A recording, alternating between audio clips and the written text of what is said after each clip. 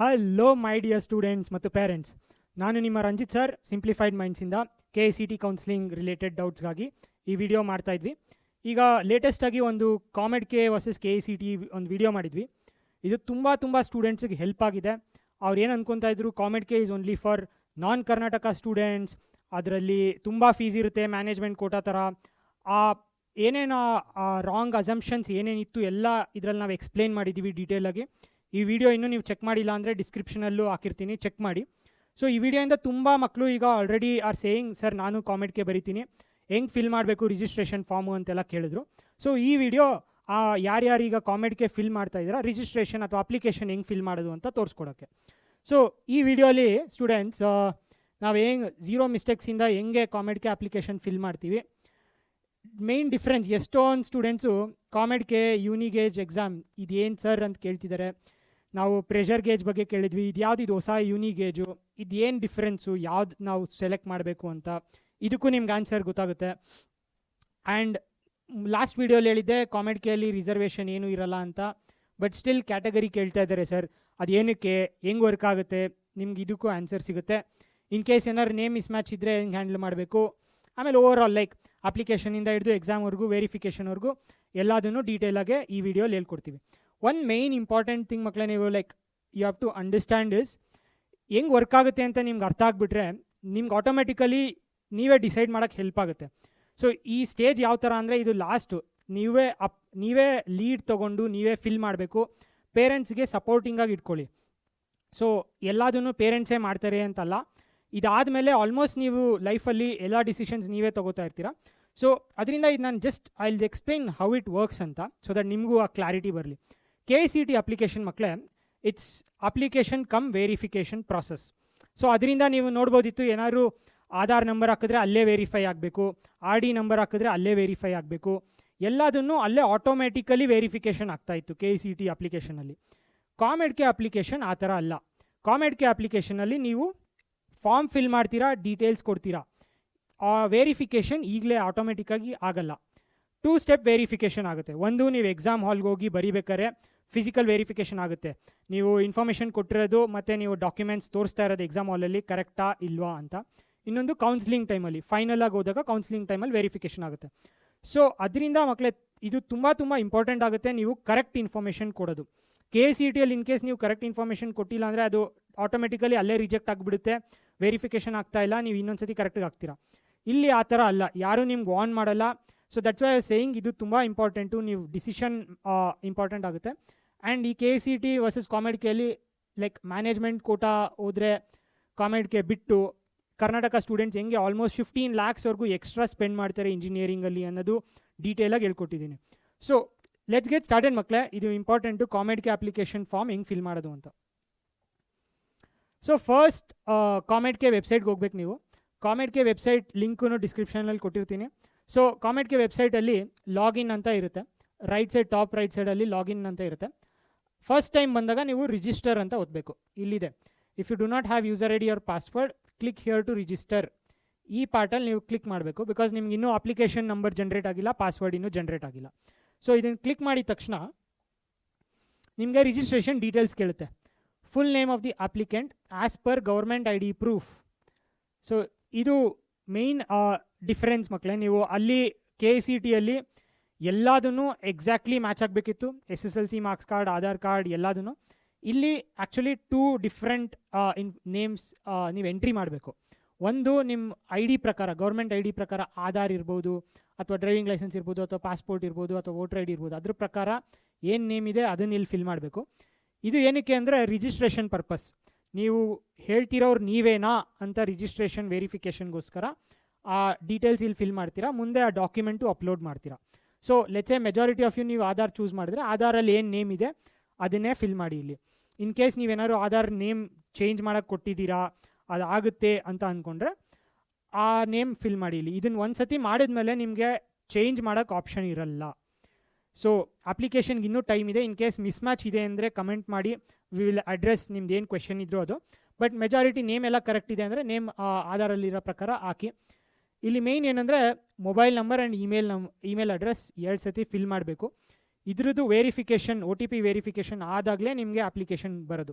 So ನಿಮ್ಮ mobile number and email address fill ಮಾಡ್ತೀರಾ. ಇದೆರಡು ತುಂಬ ಇಂಪಾರ್ಟೆಂಟು ನಿಮ್ಮ ಕಮ್ಯುನಿಕೇಷನ್ ಪರ್ಪಸ್ಗಾಗಿರ್ಬೋದು. ಪಾಸ್ವರ್ಡ್ ಏನು, ಅಪ್ಲಿಕೇಶನ್ ಏನು, ಬೇರೆ ಬೇರೆ ಡೀಟೇಲ್ಸ್ ಈ ಎರಡರಲ್ಲೇ ಬರ್ತಾ ಇರುತ್ತೆ.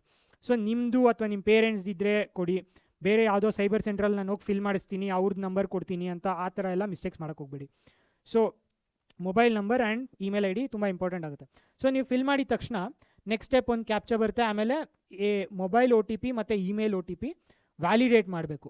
ಸೊ ನೀವೇನು ಲಾಸ್ಟ್ ಸ್ಕ್ರೀನಲ್ಲಿ mobile number and email ID ಕೊಟ್ಟಿರ್ತೀರಾ, ಓಕೆ ಅಂತ ಕನ್ಫರ್ಮೇಷನ್ ಕೊಟ್ಟಾಗ ಜನ್ರೇಟ್ OTP ಅಂತ ನೀವು ಕ್ಲಿಕ್ ಮಾಡಿದಾಗ ನಿಮ್ಮ ಎರಡು ಫೋನ್ ನಂಬರ್ಗೂ ಮತ್ತು ಇಮೇಲ್ IDಗೂ OTP ಬರುತ್ತೆ ಎರಡಕ್ಕೂ. ಸೊ ಅದೆರಡು 1 by 1 ಟೈಪ್ ಮಾಡಿ ವ್ಯಾಲಿಡೇಟ್ ಅಂತ ಒತ್ತಿ, ಇಮೇಲ್ ID ಟೈಪ್ ಮಾಡಿ ವ್ಯಾಲಿಡೇಟ್ ಅಂತ ಒತ್ತಿ. ಸಕ್ಸಸ್ಫುಲ್ ಆದರೆ ಅದು ತೋರಿಸುತ್ತೆ ನಿಮ್ದು ಎರಡು ಮ್ಯಾಚ್ ಆಗಿದೆ, ನಿಮ್ದು ಏನು ಕಳಿಸಿದ್ವಿ OTP ಅದೇ ನೀವು ಅಪ್ಲೈ ಮಾಡಿದ್ದೀರ ಅಂತ. ಇನ್ ಕೇಸ್ ನಿಮ್ಗೆ OTP ಬರ್ತಾ ಇಲ್ಲ ಅಂದರೆ ರೀಸೆಂಡ್ ಅಂತ ಒತ್ತಿ ತಿರ್ಗಾ ಬರುತ್ತೆ, ಅದನ್ನೇ ಎಂಟ್ರಿ ಮಾಡಿ ವ್ಯಾಲಿಡೇಟ್ ಅಂತ ಒತ್ತಿ. ಸೊ ಆಟೋಮೆಟಿಕಲಿ ವ್ಯಾಲಿಡೇಟ್ ಆದರೆ ನಿಮ್ಮದು ಆಲ್ಮೋಸ್ಟ್ ರಿಜಿಸ್ಟ್ರೇಷನ್ ಕಂಪ್ಲೀಟೆಡ್ ಆದಂಗೆ. ನಿಮ್ಮದು just name as per the government official ID, phone number and email, so ಈ ಮೂರು ಇಟ್ಕೊಂಡೆ ರಿಜಿಸ್ಟ್ರೇಷನ್ ಆಲ್ಮೋಸ್ಟ್ ಆಗೋಗುತ್ತೆ. ಸೊ ಇದಾಗಿದ ತಕ್ಷಣ ನಿಮಗೆ ತಿರ್ಗಾ ಫಸ್ಟ್ ಕೇಳುತ್ತೆ, ಲೈಕ್ ಫೈನಲ್ ಕನ್ಫರ್ಮೇಷನ್ ಕೇಳುತ್ತೆ. ನಿಮ್ಮದು ಏನು full name, mobile number, email address ನೀವು ಇಲ್ಲೆಲ್ಲ ಟಿಕ್ ಮಾಡಬೇಕು, ಇದು ಕರೆಕ್ಟು ಅಂತ. ಸಬ್ಮಿಟ್ ಕ್ಯಾಪ್ಚಾ ಒತ್ತಿ ಸಬ್ಮಿಟ್ ಹೊಡೆದ್ರೆ ನಿಮ್ಮದು ರಿಜಿಸ್ಟ್ರೇಷನ್ ಆಗೋಗುತ್ತೆ. ನಿಮ್ಮದು ಅಪ್ಲಿಕೇಶನ್ IDನೂ ಡಿಸ್ಪ್ಲೇ ಆಗುತ್ತೆ, ನಿಮ್ದು ಏನೇನು ಸ್ಟೇಟಸ್ ರಿಜಿಸ್ಟರ್ಡ್ ಅಂತ ತೋರಿಸುತ್ತೆ, ಅಪ್ಲಿಕೇಶನ್ ನಂಬರ್ ತೋರಿಸುತ್ತೆ. ಈ ಅಪ್ಲಿಕೇಶನ್ ನಂಬರ್ ಕಾಪಿ ಮಾಡಿ ಇಟ್ಕೊಳ್ಳಿ. ಆಲ್ಸೋ ಇದೇ ಸೇಮ್ ಅಪ್ಲಿಕೇಶನ್ ಇಮೇಲ್ ID ನೀವೇನು ಇಮೇಲ್ ID ಕೊಟ್ಟಿದ್ರು ಅಲ್ಲಿಗೂ ಕಳಿಸ್ತಾರೆ. ಆ್ಯಂಡ್ ಪಾಸ್ವರ್ಡು ಫೋನ್ ನಂಬರು ಕಳಿಸ್ತಾರೆ SMS ಆಗಿ. ಸೊ ಇದು ಎರಡೂ ಇಂಪಾರ್ಟೆಂಟ್. ಒಂದು ನನ್ನ ಹತ್ರ ಇಮೇಲ್ ID ಇಲ್ಲ ಅಂದ್ಬಿಟ್ಟು ಯಾವುದೋ ಬೇರೆದು ಕೊಡೋದು, ಅಥವಾ ಫೋನ್ ನಂಬರ್ ಇಲ್ಲ ಅಂದ್ಬಿಟ್ಟು ಯಾವುದೋ ಬೇರೆದು ಕೊಡೋದ್ರಿಂದ ನಿಮಗೆ ಲಾಗಿನ್ ಡೀಟೇಲ್ಸ್ ಎರಡು, ಅಪ್ಲಿಕೇಶನ್ ನಂಬರ್ ಇಲ್ಲೂ ಡಿಸ್ಪ್ಲೇ ಆಗುತ್ತೆ ಮತ್ತು ಇಮೇಲ್ IDಗೂ ಹೋಗುತ್ತೆ, ಪಾಸ್ವರ್ಡು ನಿಮಗೆ ಫೋನ್ ನಂಬರ್ SMSಗೆ ಹೋಗುತ್ತೆ. ಸೊ ಇದಾಗಿದ ತಕ್ಷಣ ನೀವು ಇದು ನೋಟ್ ಮಾಡಿಕೊಂಡು ಲಾಗೌಟ್ ಅಂತ ಇಲ್ಲಿದೆಯಲ್ಲ ಲಾಗೌಟ್ ಅಂತ ಒತ್ತಿ. ಸೊ ಲಾಗೌಟ್ ಅಂತ ಆಗಿದ್ಮೇಲೆ ನೀವು ಇಲ್ಲಿ ಸೇಮ್ ತಿರ್ಗಾ ಲಾಗಿನ್ ಆಗಬೇಕಿಲ್ಲಿ. ಲಾಗಿನಲ್ಲಿ ನಿಮ್ಗೆ ಅಪ್ಲಿಕೇಶನ್ ನಂಬರ್ ಕೇಳುತ್ತೆ, ಪಾಸ್ವರ್ಡ್ ಕೇಳುತ್ತೆ. ಅಪ್ಲಿಕೇಶನ್ ನಂಬರ್ ನಿಮ್ಮ ಇಮೇಲ್ ID ಬಂದಿರುತ್ತೆ ಅಥವಾ ಲಾಸ್ಟ್ ಸ್ಕ್ರೀನಲ್ಲಿ ಡಿಸ್ಪ್ಲೇ ಆಗಿತ್ತು ಅದು ನೋಟ್ ಮಾಡ್ಕೊಂಡಿರ್ತೀರಾ. ಪಾಸ್ವರ್ಡು ನಿಮ್ಮ ಫೋನ್ ನಂಬರ್ SMS ಬಂದಿರುತ್ತೆ. ಈ ಕ್ಯಾಪ್ಚಾ ಏನು ತೋರಿಸುತ್ತೆ ಅದು ಎಂಟ್ರಿ ಮಾಡಿ ಲಾಗಿನ್ ಅಂತ ಟೈಪ್ ಮಾಡಿ. ಸೊ ಆಗ ನೀವು ಲಾಗಿನ್ ಆಗ್ತೀರಾ. ಲಾಗಿನ್ ಆಗಿದ ತಕ್ಷಣ ನಿಮಗೆ ಈ 5 ಡೀಟೇಲ್ಸ್ ಕಾಣಿಸುತ್ತೆ. ನೀವು ಏನಕ್ಕೆ ಅಪ್ಲೈ ಮಾಡ್ತಾಯಿದ್ದೀರಾ, personal details, category details, academic details, exam preference and payment. So ಈ 5 ಸ್ಟೆಪ್ಸ್ ಇದೆ ಮಕ್ಕಳೇ. ಈ ಎಂಟೈರ್ ಕಾಮೆಡ್ಕೆ ಅಪ್ಲಿಕೇಶನ್ 5 ಸ್ಟೆಪ್ಸ್ ಅಷ್ಟೇ, ಸಿಂಪಲ್ ಆಗಿದೆ. KICT ಕಂಪೇರ್ ಮಾಡಿದ್ರೆ ತುಂಬ simple and very short. So first step ಮಕ್ಕಳೇ ಅಪ್ಲೈಯಿಂಗ್ ಫಾರ್. ನಾನು ಹೇಳಲಿಲ್ವಾ ಯೂನಿಗೇಜ್ ಅಂದರೆ ಏನು, ಕಾಮೆಡ್ಕೆ ಅಂದರೆ ಏನು, ಯಾವ್ದು ಸೆಲೆಕ್ಟ್ ಮಾಡಬೇಕು. ಸೊ ಲೆಟ್ಸ್ ಡಿಸ್ಕಸ್ ದ್ಯಾಟ್ ಮಕ್ಕಳೇ. ಕಾಮೆಡ್ಕೆ ಅಂದರೆ ಎಕ್ಸಾಮು, ಇದು ಪ್ರೈವೇಟ್ ಕಾಲೇಜಸ್ ಇನ್ ಕರ್ನಾಟಕಗೆ ಇಂಜಿನಿಯರಿಂಗ್ ಮಾಡಬೇಕು ಅಂದರೆ ಥ್ರೂ ಕಾಮೆಡ್ಕೆ ಬರೆದ್ರೆ ಅದು ಒಂದು ಕೌನ್ಸ್ಲಿಂಗ್ ಆಪ್ಷನ್. ನೀವು ಕಾಲೇಜ್ಗೆ KICT ಕೌನ್ಸ್ಲಿಂಗಿಂದನೂ ಎಂಟ್ರಿ ಆಗ್ಬೋದು, ಕಾಮೆಡ್ಕೆಯಿಂದನೂ ಎಂಟ್ರಿ ಆಗ್ಬೋದು, ಮ್ಯಾನೇಜ್ಮೆಂಟ್ ಕೋಟಾಯಿಂದನೂ ಎಂಟ್ರಿ ಆಗ್ಬೋದು. KICT ಫೀಸ್ ಕಮ್ಮಿ ಇರುತ್ತೆ, ಕಾಮೆಡ್ಕೆ ಫೀಸ್ ಮಿಡಲಲ್ಲಿರುತ್ತೆ, ಮ್ಯಾನೇಜ್ಮೆಂಟ್ ಕೋಟಾ ಫೀಸ್ ತುಂಬ ಜಾಸ್ತಿ ಇರುತ್ತೆ. ಸೊ ಇದೆಲ್ಲ ಡೀಟೇಲಾಗಿ ನಾನು ಆಲ್ರೆಡಿ KICT ವರ್ಸಸ್ ಕಾಮೆಡ್ಕೆ ವಿಡಿಯೋಲಿ ಹೇಳಿದ್ದೀನಿ. ಸೊ ಇನ್ನೂ ನಿಮ್ಗೆ ಕ್ಲಾರಿಟಿ ಇಲ್ಲ ಅಂದರೆ ಆ ವಿಡಿಯೋ ಚೆಕ್ ಮಾಡಿ. ಇಲ್ಲಿ ಕಾಮೆಡ್ಕೆ ಇರೋದು ಕರ್ನಾಟಕ ಇಂಜಿನಿಯರಿಂಗ್ ಕಾಲೇಜಸ್ಗೆ ಸೀಟ್ಗೆ ಕಾಮೆಡ್ಕೆ ಬರೀತೀರಾ. ಯೂನಿಗೇಜ್ ಏನಪ್ಪ ಅಂದರೆ, UniGAUGE is like for other state colleges. For example some colleges in Andhra Pradesh ಇರ್ಬೋದು, ಗುಜರಾತ್ ಇರ್ಬೋದು, ರಾಜಸ್ಥಾನ್ ಇರ್ಬೋದು, different all India different colleges. ಆ ಕಾಲೇಜಸ್ ಒಂದು 30 ಆಡ್ ಲಿಸ್ಟ್ ಆಫ್ ಕಾಲೇಜಸ್ ಇದೆ ಮಕ್ಕಳೇ. ಅದು ಬೇಕು ಅಂದರೆ ಕಮೆಂಟ್ ಮಾಡಿ, ನಾನು ಹೇಳ್ತೀನಿ ಅದು ಯಾವ್ಯಾವ ಕಾಲೇಜ್ ಲಿಸ್ಟು ಅಂತ. ಸೊ ಆ ಕಾಲೇಜಸ್ಗೂ ನೀವು ಎಲಿಜಿಬಲ್ ಆಗಬೇಕು ಅಂದರೆ ಯೂನಿಗೇಜನ್ನು ಸೆಲೆಕ್ಟ್ ಮಾಡ್ಬೋದು. ಮೆಜಾರಿಟಿ ಆಫ್ ಕರ್ನಾಟಕ ಸ್ಟೂಡೆಂಟ್ಸ್ ನೀವು ಕಾಮೆಡ್ಕೆ ಬರೀಲೇಬೇಕು, mandatory, especially for general merit students, because ಇಲ್ಲಿ ರಿಸರ್ವೇಷನ್ ಇರಲ್ಲ, ಮೆರಿಟ್ ಬೇಸಿಸ್ ಮೇಲೆ ಇರುತ್ತೆ. ಸೊ ಕಾಮೆಡ್ಕೆ ಬರೀರಿ. ಯೂನಿಗೇಜ್ ನಾನು ಕರ್ನಾಟಕ ಬಿಟ್ಟು ಬೇರೆ ಸ್ಟೇಟ್ ಕಾಲೇಜಸಲ್ಲೂ ಆಪ್ಷನ್ ಇಟ್ಕೊಳ್ಬೇಕು ಅಂತ ಹೇಳಿದ್ರೆ ಯೂನಿಗೇಜ್ ಅಂತ ಸೆಲೆಕ್ಟ್ ಮಾಡಿ. ಎರಡಕ್ಕೂ ಸೇಮ್ ಎಕ್ಸಾಮು, ಇದು ಎರಡು ಬೇರೆ ಬೇರೆ ಎಕ್ಸಾಮ್ ಅಲ್ಲ, ಸೇಮ್ ಎಕ್ಸಾಮೇ. ಕಾಮೆಡ್ಕೆಯಲ್ಲಾದರೆ ರ್ಯಾಂಕ್ ಕೊಡ್ತಾರೆ, ಯೂನಿಗೇಜ್ ಅಂದರೆ ಒಂದು ಸ್ಕೋರ್ ಕೊಡ್ತಾರೆ. ಆ ಸ್ಕೋರ್ ಇಟ್ಕೊಂಡು ಲೆಚೆ ಆಂಧ್ರಲ್ಲಿ ಒಂದು KL ಯೂನಿವರ್ಸಿಟಿ ಅಂತ ಇರುತ್ತೆ. ಆ KL ಯೂನಿವರ್ಸಿಟಿಲಿ ನಿಮ್ಗೆ ಅಡ್ಮಿಷನ್ ಬೇಕು ಅಂದರೆ ಯೂನಿಗೇಜ್ ಸ್ಕೋರ್ ಇಟ್ಕೊಂಡು ಹೋದರೆ ನಿಮಗೆ ಅಲ್ಲೇ ಕಾಲೇಜ್ ಯೂನಿವರ್ಸಿಟಿ ಸ್ಪೆಸಿಫಿಕ್ ಕೌನ್ಸ್ಲಿಂಗ್ ನಡೆಯುತ್ತೆ, ಅಲ್ಲಿ ಇದ್ರ ಬೇಸಿಸ್ ಮೇಲೆ ನಡೆಯುತ್ತೆ. ಸೊ ನಿಮಗೆ ಅರ್ಥ ಆಯಿತು ಅಂದ್ಕೊಂಡಿದ್ದೀನಿ ಯೂನಿಗೇಜ್ ಅಂದರೆ ಏನು. ಎರಡೂ ಬೇಕು ಅಂದರೆ ಎರಡೂ ಬರಿಬೋದು, ಫೀಸ್ ವೇರಿ ಆಗುತ್ತೆ. ಬರೀ ಕಾಮೆಡ್ಕೆ ಅಂದರೆ 1950 ರೂಪೀಸ್, ಬರೀ ಯೂನಿಗೇಜ್ ಅಂದರೆ 1600 ರೂಪೀಸ್, ಎರಡು ಬರಿತೀನಿ ಅಂದರೆ 3200 ರೂಪೀಸ್. ಸೊ ಇದು ಮೇಯ್ನು, ಇದೊಂದು ಸತಿ ನೀವು ಸೆಲೆಕ್ಟ್ ಮಾಡಿದ್ಮೇಲೆ ಚೇಂಜ್ ಮಾಡೋಕ್ಕಾಗಲ್ಲ. So be very careful and all are PCM only, ಇದು ಇಂಜಿನಿಯರಿಂಗೋಸ್ಕರ. ಸೊ ಫಸ್ಟ್ ಇದು ಸೆಲೆಕ್ಟ್ ಮಾಡ್ತೀರಾ. ಸೆಲೆಕ್ಟ್ ಮಾಡ್ಬೇಕಾದ್ರೆ ನಿಮಗೆ ಪಾರ್ಟಿಸಿಪೇಷನ್ ಇನ್ಸ್ಟಿಟ್ಯೂಟ್ಸ್ ಎಲ್ಲ ಇಲ್ಲೇ ಸಿಗುತ್ತೆ. ಸೊ ಅದು ಸೆಲೆಕ್ಟ್ ಮಾಡಾದಮೇಲೆ ಇದು ನೆಕ್ಸ್ಟ್ ಕ್ವೆಶನ್ ಕೇಳುತ್ತೆ, ನೀವು ಪ್ರೀವಿಯಸ್ ಇಯರ್ಸಲ್ಲಿ ಕಾಮೆಡ್ಗೆ ಬರೆದಿದ್ದೀರಾ, ಅಲಾಟ್ ಆಗಿತ್ತಾ ಸೀಟು ಅಂತ. So this is for repeaters ಅಥವಾ ಡ್ರಾಪರ್ಸ್ ಇದ್ದರೆ ಅವ್ರಿಗೆ. ಲಾಸ್ಟ್ ಟೈಮ್ ನೀವು ಆಲ್ರೆಡಿ ಮಾಡಿದರೆ ಎಸ್ ಅಂತ ಮಾಡಿ, ಆಗ ನಿಮ್ಗೆ ಕೇಳಿಸುತ್ತೆ ಯಾವ ಇಯರಲ್ಲಿ ಅಲಾಟ್ಮೆಂಟ್ ಆಗಿತ್ತು, ನಿಮ್ಮ ಆಮೇಲೆ ರೀಸನ್ ಏನು ತಿರ್ಗಾ ಈ ಇಯರ್ಗೆ ಅಲಾಟ್ ಆಗೋಕ್ಕೆ ಅಂತ. ಇಲ್ಲ ಅಂದರೆ ಫ್ರೆಷರ್ಸು, ರಿಪೀಟರ್ಸ್ ಅಲ್ಲ, ಡ್ರಾಪರ್ಸ್ ಅಲ್ಲ ಅಂದರೆ ನೋ ಅಂತ ಸೆಲೆಕ್ಟ್ ಮಾಡಿ ಅಷ್ಟೇ. ಸೊ ಇದು ಫಸ್ಟ್ ಸ್ಟೆಪ್ ಮಕ್ಕಳೇ. ಅಪ್ಲೈಯಿಂಗ್ ಫಾರ್ ಮುಗೀತು. ನೀವು ಯಾವ ಎಕ್ಸಾಮ್ ಕೊಡ್ತಾ ಇದ್ದೀರಾ, ನೀವು ಫ್ರೆಷರಾ ಅಥವಾ ರಿಪೀಟರ್ ಅಥವಾ ಡ್ರಾಪರಾ ಅಂತ ಚೆಕ್ ಮಾಡೋಕ್ಕೆ. ನಾವು ಕಮ್ಸ್ ಪರ್ಸನಲ್ ಡೀಟೇಲ್ಸ್ ಮಕ್ಕಳೇ. Personal details again full name of the applicant as per government ID proof. ನೀವು ಆಧಾರ್ ಅಂತ ಕೊಟ್ಟರೆ ಆಧಾರಲ್ಲಿ ಹೆಂಗಿದೆಯೋ ಎಕ್ಸಾಕ್ಟ್ಲಿ ಅದೇ ನೇಮ್ ಫಿಲ್ ಮಾಡಿ. ಇದು ಯಾರೂ ವೆರಿಫೈ ಮಾಡಲ್ಲ until the exam date or counselling time. So be very very careful ಮಕ್ಕಳೇ, ಇಲ್ಲಿ ಏನು ಟೈಪ್ ಮಾಡ್ತೀರಾ. ಇನ್ನೊಂದು ನೆಕ್ಸ್ಟ್ ಕೇಳುತ್ತೆ as per SSLC or 10th marks card ಪ್ರಕಾರ ಏನು ನೇಮ್ ಇದೆ ಅದು ಸಪ್ರೇಟಾಗಿ ಟೈಪ್ ಮಾಡಿ ಅಂತ. ಮೆಜಾರಿಟಿ ಆಫ್ ಯು ನಿಮ್ಗೆ ಎರಡೂ ಸೇಮ್ ಇರುತ್ತೆ. ಬಟ್ ಸೇಮ್ ಇಲ್ಲ ಅಂದವ್ರು ಆಲ್ರೆಡಿ KCETಗೋಸ್ಕರ ಆಧಾರ್ ನೇಮಲ್ಲೂ SSLC ಥರನೇ ನೀವು ಚೇಂಜ್ ಮಾಡಿಸಿದ್ದೀರಾ. ಸೊ ಅದು ಆಗಿರುತ್ತೆ. ಇನ್ ಕೇಸ್ ಇನ್ನೂ ಆಗಿಲ್ಲ ಅಂದರೆ ಕಮೆಂಟ್ ಮಾಡಿ, ನಾನು ನಿಮ್ಗೆ ಹೆಂಗೆ ಮಾಡಬೇಕು ಅಂತ ಹೇಳ್ತೀವಿ. ಸೊ ಇದು candidate name as per SSLC. Mobile number ಕೇಳುತ್ತೆ, ಇಮೇಲ್ ID ಕೇಳುತ್ತೆ. Date of birth is very very important. Date of birth ಹಾಕಬೇಕು.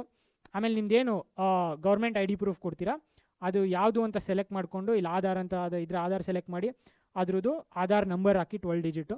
ಆಮೇಲೆ ಜೆಂಡರು, ನ್ಯಾಷನಾಲಿಟಿ ಕೇಳುತ್ತೆ. So these are very basic details. But ನೀವು ಇಲ್ಲಿ ಏನು ಫಿಲ್ ಮಾಡಿದ್ರೆ ಆಮೇಲೆ ಚೇಂಜ್ ಮಾಡೋಕ್ಕಾಗಲ್ಲ. ಲೈಕ್ ಅಂದರೆ ಆಸ್ ಲಾಂಗ್ ಆಸ್ ನೀವು ಅಪ್ಲಿಕೇಶನ್ ಮುಂದೆ ಹೋಗಿ ಬ್ಯಾಕ್ ಬಂದು ನೀವು ಮಾಡ್ಬೋದು, ಎಡಿಟ್ ಮಾಡ್ಬೋದು. ಬಟ್ ಒನ್ಸ್ ಸಬ್ಮಿಟ್ ಮಾಡಿದ್ಮೇಲೆ ಈ ಡೀಟೇಲ್ಸ್ ಎಲ್ಲ ಎಡಿಟ್ ಮಾಡೋಕ್ಕಾಗಲ್ಲ. ನೀವು ಆಮೇಲೆ ಕೌನ್ಸಿಲಿಂಗ್ ಟೈಮಲ್ಲಿ ಬೇರೆ ಡಾಕ್ಯುಮೆಂಟ್ ಇಟ್ಕೊಂಡು ಹೋಗಿ ಇದು ಮ್ಯಾಚ್ ಆಗ್ತಾ ಇಲ್ಲ ಅಂದರೆ ನಿಮ್ಮ ಕೌನ್ಸಿಲಿಂಗಲ್ಲಿ ರಿಜೆಕ್ಟ್ ಆಗುತ್ತೆ. ಸೊ ಬಿ ವೆರಿ ಕೇರ್ಫುಲ್ ಮಕ್ಕಳೇ. ನೆಕ್ಸ್ಟು ನಿಮ್ಮ ಡೀಟೇಲ್ಸ್ ಆಯಿತು. ಫಾದರ್ ನೇಮ್ ಕೇಳುತ್ತೆ, ಮದರ್ ನೇಮ್ ಕೇಳುತ್ತೆ, occupation, parents phone number, parents ID proof ಕೇಳುತ್ತೆ. ಅಗೇನ್ ಅವ್ರದ್ದು ನೀವು ಆಧಾರ್ ಕೊಡಬೇಕು ಅಂದರೆ other government ID issued proof select ಮಾಡ್ಕೊಳ್ಳಿ. ಆ ಡಾಕ್ಯುಮೆಂಟಲ್ಲಿ ಏನಿದೆ ID ಪ್ರೂಫಲ್ಲಿ ಏನು ನೇಮ್ ಇದೆ ಅದೇ ನೇಮು ನೀವು ಫಿಲ್ ಮಾಡಿ. ಇದರಲ್ಲಿ ಮಿಸ್ಟೇಕ್ ಮಾಡಬೇಡಿ. ಆಧಾರಲ್ಲಿ ಒಂದು ಹೆಸರಿದೆ, ಇಲ್ಲಿ ನಾನು ಇನ್ನೊಂದು ಹೆಸರು ಹಾಕ್ತೀನಿ, ಆ ಥರ ಮಿಸ್ಟೇಕ್ಸ್ ಮಾಡೋಕ್ಕೆ ಹೋಗ್ಬೇಡಿ. ಇವೊಂದು SSLC ಮಾರ್ಕ್ಸ್ ಕಾರ್ಡಲ್ಲಿ ಬೇರೆ ಹೆಸರಿತ್ತು, ಈ ಥರ ಪ್ರಾಬ್ಲಮ್ ಇದ್ದರೆ. ಬಟ್ ಕೌನ್ಸಿಲಿಂಗ್ ಟೈಮಲ್ಲಿ ಅವ್ರ ಪೇರೆಂಟ್ಸ್ ಏನು ಚೆಕ್ ಮಾಡ್ತಾರೆ ಕಾಮೆಡ್ಕೆಯಲ್ಲಿ ಅಂದರೆ ಏನು ID ಪ್ರೂಫ್ ಇದೆ ಅದೇನು ಕೊಡ್ತಾ ಇದ್ದೀರಾ ಅದ್ರದ್ದು ಎಕ್ಸಾಕ್ಟ್ಲಿ ನೇಮ್ ಮ್ಯಾಚ್ ಆಗ್ತಾ ಇದೆಯಾ ಅದನ್ನು ಚೆಕ್ ಮಾಡೋದು. So be very careful with this. ಆಮೇಲೆ ಅಗೇನ್ ಅದೇ ಆಧಾರ್ ನಂಬರ್ ಹಾಕ್ತೀರಾ, ಇದು ಪೇರೆಂಟ್ಸ್ ಡೀಟೇಲ್ಸ್ ಮುಗಿಯುತ್ತೆ. Next address for communication purpose. ನೀವು ಎಲ್ಲಿ ಕರೆಂಟ್ಲಿ ಇದ್ದೀರಾ, ನಿಮ್ಗೇನಾದರೂ ಪೋಸ್ಟಲ್ಲಿ ಏನಾದರೂ ಕಳಿಸ್ಬೇಕು ಕಾಮೆಡ್ಕೆ ಕಡೆಯಿಂದ ಅಂತೆಲ್ಲ ಹೇಳಿದ್ರೆ ಅದು ಎಲ್ಲಿಗೆ ಬರಬೇಕು ಅದನ್ನು ಕರೆಕ್ಟಾಗಿ ನಿಮ್ದು ಅಡ್ರೆಸ್ ಹಾಕಿ. ಆ್ಯಂಡ್ ಇದು ಸೇಮ್ ಆ್ಯಸ್ ಪರ್ಮನೆಂಟ್ ಅಡ್ರೆಸ್ ಅಂತಿದ್ರೆ ಎಸ್ ಅಂತ ಹಾಕಿ, ಇಲ್ಲ ನಾನು ಬೇರೆ ಅಂದರೆ ನೋ ಅಂತ ಹಾಕಿ ಪರ್ಮನೆಂಟ್ ಡೀಟೇಲ್ಸು ಸಪ್ರೇಟಾಗಿ ಫಿಲ್ ಮಾಡ್ಬೋದು. ಬಟ್ ಕಮ್ಯುನಿಕೇಷನ್ ಪರ್ಪಸ್ಗೆ ನಿಮ್ದು ಏನೇ ಡಾಕ್ಯುಮೆಂಟ್ಸ್ ಇದ್ದರೂ ಏನೇ ಬರಬೇಕು ಅಂದರೂ ಅದು ಎಲ್ಲಿಗೆ ಬರಬೇಕು ಆ ಅಡ್ರೆಸ್ ಕರೆಕ್ಟಾಗಿ ಇಲ್ಲಿ ಕೊಡಿ. ಸೊ ಇದು ಪರ್ಸ್ನಲ್ ಡೀಟೇಲ್ಸ್ ಮುಗಿಯುತ್ತೆ. ನೆಕ್ಸ್ಟು ಕ್ಯಾಟಗರಿ ಡೀಟೇಲ್ಸಿಗೆ ಬರ್ತೀವಿ. ಸೊ ಕ್ಯಾಟಗರಿ ಡೀಟೇಲ್ಸಲ್ಲಿ ಇದು ಅಗೇನ್ ಇಂಪಾರ್ಟೆಂಟ್ ಟಾಪಿಕ್. ನಾನು ಹೇಳಿದ ಸ್ಟಾರ್ಟಿಂಗಲ್ಲೇ ಕಾಮೆಡ್ಕೆಯಲ್ಲಿ ರಿಸರ್ವೇಷನ್ ಅನ್ನೋದು ಏನೂ ಇಲ್ಲ. ಎಲ್ಲ ಸೀಟ್ಸ್ ಏನೇ ಇದ್ದರೂ ಎಲ್ಲ ಮೆರಿಟ್ ಬೇಸ್ ಮೇಲೆ ಅಲಾಟ್ ಆಗುತ್ತೆ. ಬಟ್ ದೆನ್ ಏನಕ್ಕೆ ಸರ್ ಇದು ರಿಸರ್ವೇಷನ್ ಕೇಳ್ತಾರೆ ಅಂತ ನೀವು ಕೇಳಿದ್ರೆ, ಇಲ್ಲಿ ಎಲಿಜಿಬಿಲಿಟಿ ಬರುತ್ತೆ. ಸೊ ನೀವು 12th PCM 45% ತೊಗೊಂಡಿದ್ರೆ ಆಟೋಮೆಟಿಕಲಿ ಕಾಮೆಡ್ಕೆಗೆ ಎಲಿಜಿಬಲ್ ಆಗಿಬಿಡ್ತೀರಾ. ಬಟ್ SC ST OBC ಕ್ಯಾಟಗರಿಗೆ ಇನ್ನೂ ಅದು ಎಲಿಜಿಬಿಲಿಟಿ ಕಟ್ ಆಫ್ ಏನಂತಾರೆ, ನಿಮ್ಮ 40% ಮೇಲಿದ್ದರೂ ನೀವು ಕಾಮೆಡ್ಕೆ ಕೌನ್ಸಿಲಿಂಗಿಗೆ ಎಲಿಜಿಬಲ್ ಆಗ್ತೀರಾ. ಸೊ ಲೆಟ್ಸೇ ನಿಮಗೆ 42% ಬಂದಿದೆ PCM 3 ಸೇರಿ, ನೀವು SC ST OBC ಕ್ಯಾಟಗರಿ ಇದ್ದರೆ ನೀವು ಸ್ಟಿಲ್ ಎಲಿಜಿಬಲ್ ಆಗ್ತೀರಾ, ಕೌನ್ಸಿಲಿಂಗ್ ಹೋಗ್ಬೋದು, ಸೀಟ್ ತೊಗೋಬೋದು ನಿಮ್ಮ ರ್ಯಾಂಕ್ ಬೇಸಿಸ್ ಮೇಲೆ.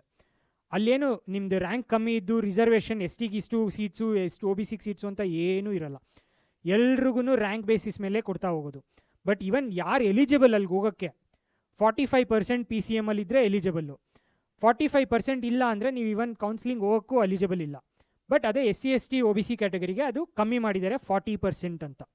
ಸೊ ಆ 40% ಎಲಿಜಿಬಿಲಿಟಿ ನೀವು ಕ್ಲೇಮ್ ಮಾಡಬೇಕು ಅಂದರೆ ಎಲಿಜಿಬಿಲಿಟಿ ವೈಸ್ ನೀವು ಇಲ್ಲಿ ಸೆಲೆಕ್ಟ್ ಮಾಡಬೇಕು ಯಾವ ಕ್ಯಾಟಗರಿ, ಆ ಕ್ಯಾಟಗರಿಗೆ ಕರೆಕ್ಟಿಗೆ ಡಾಕ್ಯುಮೆಂಟ್ ಸಬ್ಮಿಟ್ ಮಾಡಬೇಕು. ಈ ಡಾಕ್ಯುಮೆಂಟ್ ವೆರಿಫೈ ಕರೆಕ್ಟಿಗೆ ಆಗಬೇಕು, ಅದು ಎಕ್ಸಾಮ್ ಕೌನ್ಸಿಲಿಂಗ್ ಟೈಮಲ್ಲಿ ವೆರಿಫೈ ಮಾಡ್ತಾರೆ. ಇನ್ ಕೇಸ್ ಅದು ಡಾಕ್ಯುಮೆಂಟು ನಿಮ್ದು ಆ ನೇಮು ಇದೆಲ್ಲ ಮ್ಯಾಚ್ ಆಗ್ತಾ ಇಲ್ಲ ಅಂದರೆ ಕೌನ್ಸಿಲಿಂಗ್ ಟೈಮಲ್ಲಿ ನೀವು ರಿಜೆಕ್ಟ್ ಆಗುತ್ತೆ. ಇನ್ನೊಂದು ಕ್ವೆಶನ್ ಕೇಳ್ಬೋದು, ಸರ್ ನಾವು ಇನ್ನೂ ಸೆಕೆಂಡ್ ಪಿ ಯು ಸಿ ಬರದೇ ಇಲ್ಲ, 45% 40% ಹೆಂಗೆ ಗೆಸ್ ಮಾಡೋದು ಅಂದರೆ, ಸಿ ಮಕ್ಕಳೇ ನೀವು ಕಾನ್ಫಿಡೆಂಟ್ ಇತ್ತು 40% 45% ಎಲ್ಲ ಬೇಸಿಕ್ಕು ಬಂದೇ ಬರುತ್ತೆ ನನಗೆ ಅಂದರೆ, you don't even have to select this. But ನಿಮ್ಗೊಂಚೂರಾದರೂ ಡೌಟ್ ಇದ್ದರೆ, ಅಪ್ಪಿ ಏನಾದ್ರು ಕಮ್ಮಿ ಬಂದುಬಿಟ್ರೆ ನನಗೆ ಏನು ಮಾಡೋದು ಅಂತ ನಿಮ್ಗೇನಾದ್ರು ಡೌಟ್ ಇದ್ದು, ನೀವು SC ST OBC ಆಗಿದ್ದರೆ ಫಿಲ್ ಮಾಡಿಬಿಡಿ, ಇದನ್ನು ಡಾಕ್ಯುಮೆಂಟು ಸಬ್ಮಿಟ್ ಮಾಡಿ. ನೀವು ಆಲ್ರೆಡಿ KICT ಎಲ್ಲ ರೆಡಿ ಇಟ್ಕೊಂಡಿದ್ದೀರಾ, ಸೇಮ್ ಇಲ್ಲೂ ಸಬ್ಮಿಟ್ ಮಾಡಿ, ಯೂಸ್ ಆಗುತ್ತೆ. ಯೂಸ್ ಆದರೆ ಆಗಲಿ, ಇಲ್ಲಿ ನಿಮ್ಮದು 70% 80% 90% ಎಲ್ಲ ಬಂದಿದ್ರೆ ಇದು ಟೆನ್ಷನ್ನೇ ಇಲ್ಲ, ಓಕೆನಾ. ಆಮೇಲೆ ಇಲ್ಲಿ ಕರ್ನಾಟಕ ಅಂತ ಸೆಲೆಕ್ಟ್ ಮಾಡ್ಕೊಳ್ಳಿ, ಬಿಲಾಂಗ್ಸ್ ಟು. ಇದು ನಿಮ್ಮದು ಬರ್ತ್ ಆರ್ ಡೊಮೆಸೈಲ್ ಅಂತ ಕೇಳುತ್ತೆ. ಬೈ ಬರ್ತ್ ಅಥವಾ ಡೊಮೆಸೈಲ್ ನಿಮ್ಗೆ ಏನು ಅಪ್ಲಿಕಬಲ್ ಆಗುತ್ತೆ ಅದು ಸೆಲೆಕ್ಟ್ ಮಾಡ್ಕೊಳ್ಳಿ. ಈ ಕ್ಯಾಟಗರಿ ಸೆಲೆಕ್ಟ್ ಮಾಡ್ತೀರಾ. ಕಲ್ಯಾಣ ಕರ್ನಾಟಕಗೂ ಕೆಲವು ಅಪ್ಲಿಕಬಲ್ ಕಾಲೇಜಸಲ್ಲಿ ಕಾಮೆಡ್ ಕೆಯಿಂದ ಕೆಲವು ಎಲಿಜಿಬಿಲಿಟಿ ಚೆಕ್ಸು, ಕೆಲವು ರಿಸರ್ವೇಷನ್ಸ್ ಇರ್ಬೋದು, ಅದು ಏನೂ ಕ್ಲಾರಿಟಿ ಇಲ್ಲ. ಸೊ ನೀವು ಅದು ಕಲ್ಯಾಣ ಕರ್ನಾಟಕ ಆಗಿದ್ದರೆ ಅದನ್ನು ನೀವು ಸೆಲೆಕ್ಟ್ ಮಾಡಿ ಡಾಕ್ಯುಮೆಂಟ್ ಅಪ್ಲೋಡ್ ಮಾಡಿ. ಸೊ ಇದು ಕ್ಯಾಟಗರಿ ಡೀಟೇಲ್ಸ್ ರಿಲೇಟೆಡ್ ಮಕ್ಕಳೇ. ಸೊ ನೀವು ಕರ್ನಾಟಕ ಇದು ಎಸ್ ಅಂದರೆ ಯಾವ ಡಿಸ್ಟ್ರಿಕ್ಟು ಅಂತ ಸೆಲೆಕ್ಟ್ ಮಾಡ್ಕೊಳ್ಳಿ, ಕ್ಯಾಟಗರಿ ಕೇಳುತ್ತೆ. ನೆಕ್ಸ್ಟ್ ಬರ್ತೀವಿ ಅಕಾಡೆಮಿಕ್ ಡೀಟೇಲ್ಸ್. ಈಗ ಪರ್ಸ್ನಲ್ ಡೀಟೇಲ್ಸ್ ಆಯಿತು, ಕ್ಯಾಟಗರಿ ಡೀಟೇಲ್ಸ್ ಆಯಿತು, ಅಕಾಡೆಮಿಕ್ ಡೀಟೇಲ್ಸ್. ಸೊ ನೀವು ಕ್ವಾಲಿಫೈಯಿಂಗ್ ಎಕ್ಸಾಮ್ ಏನು, ಈಗ ಸೆಕೆಂಡ್ PUC ಸ್ಟೇಟ್ ಬೋರ್ಡಾ CBSEನ ಏನು ಬೋರ್ಡು, ಅದ್ರ ಬೇಸಿಸ್ ಮೇಲೆ ನಿಮ್ದು ಎಕ್ಸಾಮ್ ಏನಂತ ಕರೀತಾರೆ ಅದನ್ನು ಸೆಲೆಕ್ಟ್ ಮಾಡ್ಕೊಳ್ಳಿ. ನೀವೀಗ ಕರೆಂಟ್ಲಿ ನೀವು ಓದ್ತಾ ಇದ್ದೀರಾ ಅಥವಾ ಆಲ್ರೆಡಿ ಮುಗಿಸಿದ್ದೀರಾ, ಓದ್ತಾ ಇದ್ದರೆ ಕಂಪ್ಲೀಟೆಡ್ ಅದನ್ನು ಸೆಲೆಕ್ಟ್ ಮಾಡ್ಕೊಳ್ಳಿ. ಯಾವ ಬೋರ್ಡು ಅದು ಅಂತ, ಇಲ್ಲಿ ಸ್ಟೇಟ್ ಬೋರ್ಡಾ CBSEನ ICSEನ ಎಲ್ಲ ಬರುತ್ತೆ ನಿಮ್ಗೆ ಆಪ್ಷನ್ಸಲ್ಲಿ. ನಿಮ್ಗೆ ಯಾವ ಬೋರ್ಡು ಅದನ್ನು ಸೆಲೆಕ್ಟ್ ಮಾಡ್ಕೊಳ್ಳಿ. ಯಾವ ಸ್ಟೇಟಲ್ಲಿದೆ, ಯಾವ ಸಿಟಿಯಲ್ಲಿದೆ, ಮಾರ್ಕ್ಸ್ ಕಾರ್ಡಲ್ಲಿ ಏನು ರೋಲ್ ನಂಬರ್ ಇದೆ, ಇದು ನೆಕ್ಸ್ಟ್ ಸ್ಲೈಡ್ಗೆ ಹೋಗ್ತೀನಿ, ಅಲ್ಲಿ ಕಾಣುತ್ತೆ ಡೀಟೇಲಾಗಿ. ಸೊ 10th ಸ್ಟ್ಯಾಂಡರ್ಡ್ ಮಾರ್ಕ್ಸ್ ಕಾರ್ಡಲ್ಲಿ ಏನು ರೋಲ್ ನಂಬರ್ ಇದೆ ಅದನ್ನು ಕರೆಕ್ಟಿಗೆ ಇಲ್ಲಿ ಫಿಲ್ ಮಾಡಿ, ದೀಸ್ ಆರ್ ಇಂಪಾರ್ಟೆಂಟ್. ಆಮೇಲೆ 12th ಏನು ಮಾರ್ಕ್ಸ್ ಕಾರ್ಡ್ ನಿಮ್ಗೆ ಇನ್ನೂ ಬಂದಿರಲ್ಲ, ರೋಲ್ ನಂಬರ್ ಏನಿದೆ ನಿಮ್ಮದು ಅಥವಾ ರಿಜಿಸ್ಟ್ರೇಷನ್ ನಂಬರ್ ಅದನ್ನು ಕರೆಕ್ಟಿಗೆ ಹಾಕಿ. ನೀವಿನ್ನೂ ಬೇರೆ ಏನಾದ್ರು ಎಕ್ಸಾಮ್ ಬರೀತಿದ್ರೆ ನೀವು ಟಿಕ್ ಮಾಡ್ಬೋದು, ನಾನು CET ಬರಿತಾ ಇದ್ದೀನಿ, JEE ಬರಿತಾ ಇದ್ದೀನಿ, ಬೇರೆ ಏನಾದ್ರು ಬರಿತಾ ಇದ್ದೀನಿ ಅಂತ. But this is not like really important. ನಿಮ್ಮ ಬರೀತಿದ್ರೆ ಕೊಡ್ಬೋದು, ಇಲ್ಲ ಅಂದರೆ ಇಲ್ಲ ಅನ್ಬೋದು. ಸೊ ಇದು ಅಕಾಡೆಮಿಕ್ ಡೀಟೇಲ್ಸ್.